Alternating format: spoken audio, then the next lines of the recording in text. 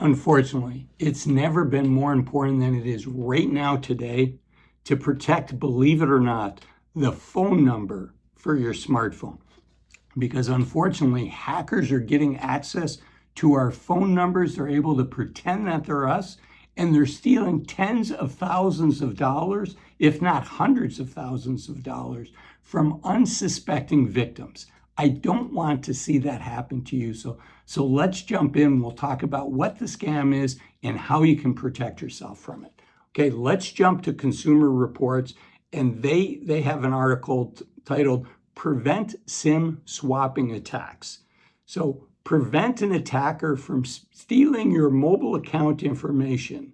This will stop them from receiving calls, text, and data tied to your phone, which can be used to gain access to personal and financial accounts. So what's happening? Many of the important websites, the financial institutions that we're working with now require something called two-factor authentication, right? So we put in our username, we put in our password, and then that institution sends us a text. And the scam used to be, the scammers would try to fool you into giving them that number that was texted to you. But you know what? They found it was a lot easier to just steal your phone number. And then that code gets sent directly to them. And it sounds impossible to happen, but yet it's happening each and every day. And it's costing people tens of thousands, hundreds of thousands of dollars.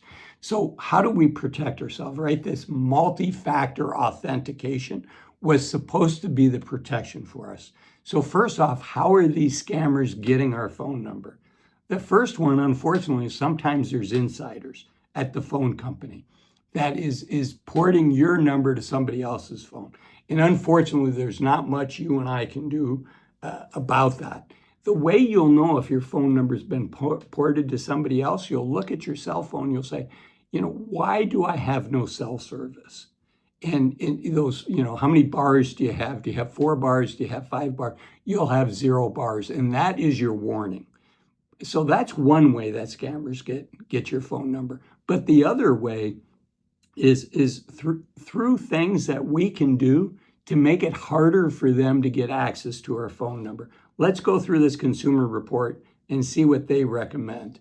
They say first to set a PIN or a passcode and security question with your cell provider. So if somebody calls, a scammer calls, and pretends to be you, and now remember, with artificial intelligence, they can sound just like you, and they do all of this social engineering. They look at your Facebook profile to maybe see where you went to high school and when you graduated from college. So be sure with these security questions that you pick something that people can't easily get off of your social media profile or through other sources, right? Maybe the first name of your dog when you were 5 years old, that would not be anywhere in social media, something like that. Okay, so the first thing they do, Consumer Reports recommends, and there's 3 of them here. The first one is to set a PIN or a passcode and security question with your cell provider. So let's go through the various carriers. They talk about 4 carriers here. Let's start with Verizon. It's one of the more common cell phone providers, self-service providers. Verizon lets you set up a number lock to protect your mobile number from an unauthorized transfer. That's what we're talking about.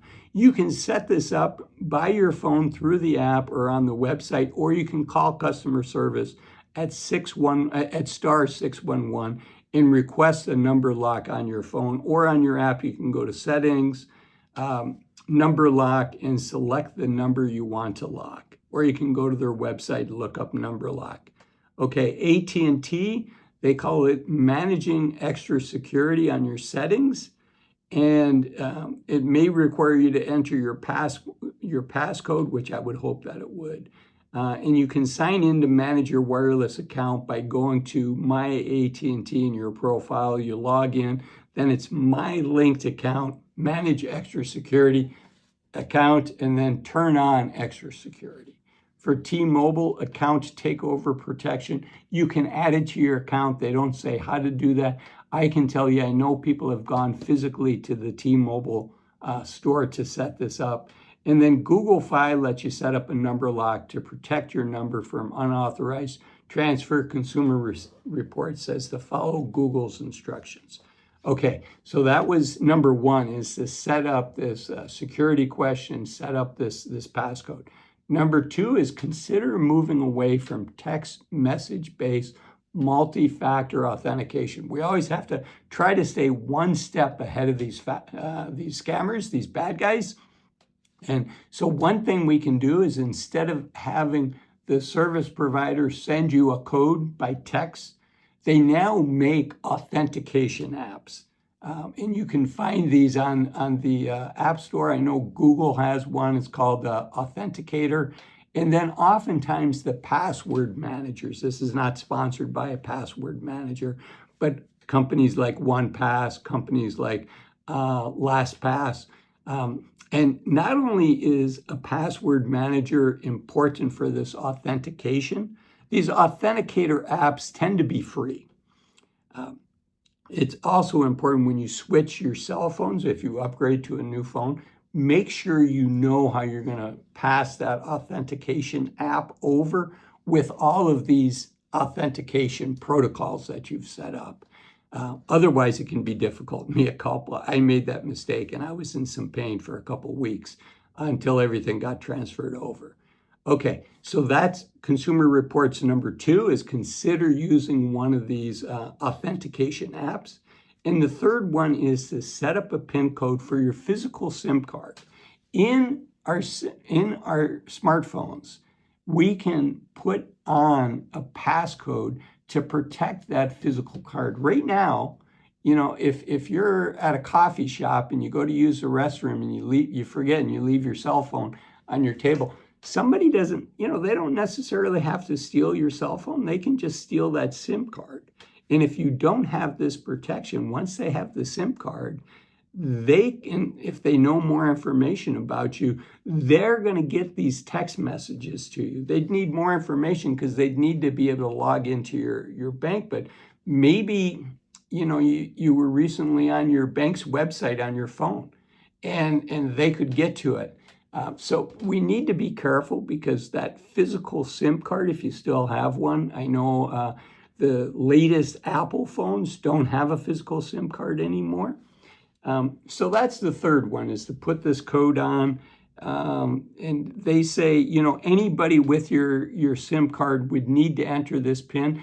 Oftentimes you need to put in your PIN code in order to add protection. And they say, don't try to guess it, because too many failed attempts can lock you out of your own account.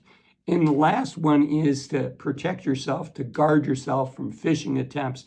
We all know what this is. It's when scammers send us texts. It's when scammers send us emails. And in this case, they're looking for information that would help them impersonate you to the bank or an employee or another company in order to be able to obtain personal information on you. So this is critical to protect ourselves. You've worked hard for your money, and unfortunately, as we get older, we become a bigger target, because we're not as sharp as we were in our 20s and 30s, and our bank account balances are typically larger. So not only do we have a larger net worth, but it's important we think about when we're going to retire.